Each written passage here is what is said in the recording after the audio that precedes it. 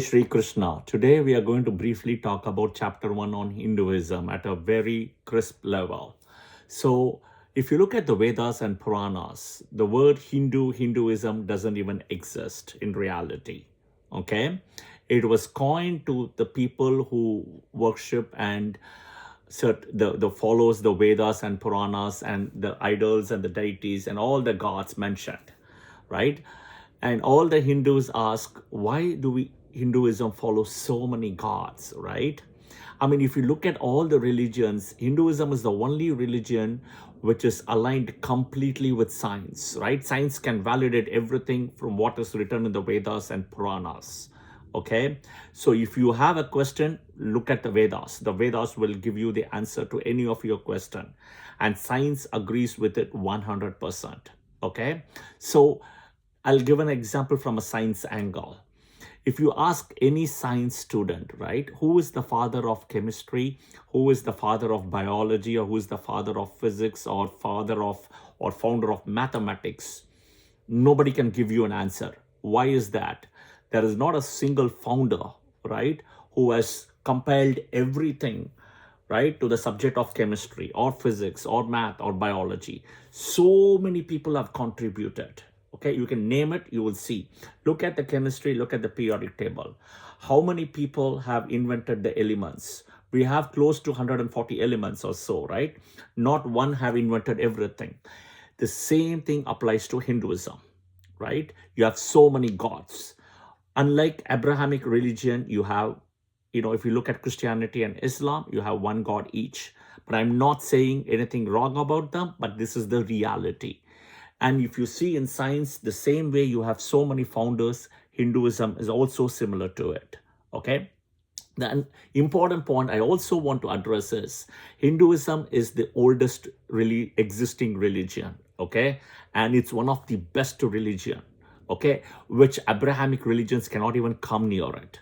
So there is always a fear that there is a fear and a hatred built with the Abrahamic religions, unfortunately, because they know they cannot thrive with Hinduism. So there is no word called coexistence, right? You look at all the mosques which came to India. They are all built on top of temples. This is the fact. Okay, you look at the way Christianity came to India, right? Go study the Goa, the Portuguese stuff, right? Or the things from Kerala, right? It all came in a bad way. It is like a barbaric way it came, be it Islam or Christianity. I have a lot of people who are friends to me. They are Christians and Muslims, right? But in reality, this is the truth. Let's not move away from it, right? Let's call spade a spade. I'll give you one more thing.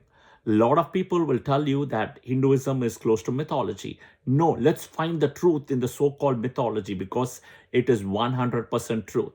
Okay? During World War II, there were the Allies and the Axis, right? Hitler and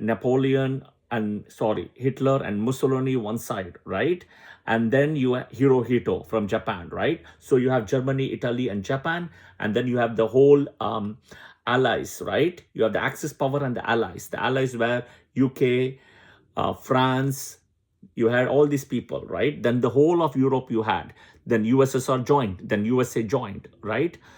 In between the Second World War, you know what happened? The Hitler sent secret troops to India to go and find on the so-called place called Shambhala, which is written in the Vedas, right? That is where the power is going to come, right? There is a Shambhala is a village where there is some enormous power, and he wants to unleash that power.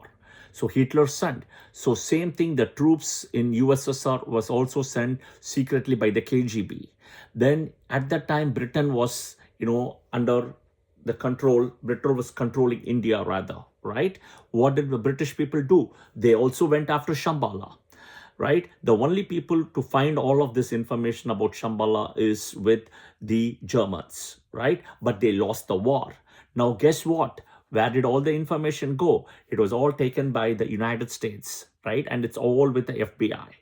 Now, if Shambhala, which is coming from the Hindu Vedas, is a mythology, why would somebody, right, all these people go and waste all the time to find this so-called mythological place if the place did not even exist, right?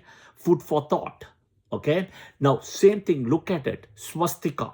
Swastika in Hinduism is nothing but the Saptarishis, the 7 stars, right? That is swastika. Hitler came to India, took that symbol, right?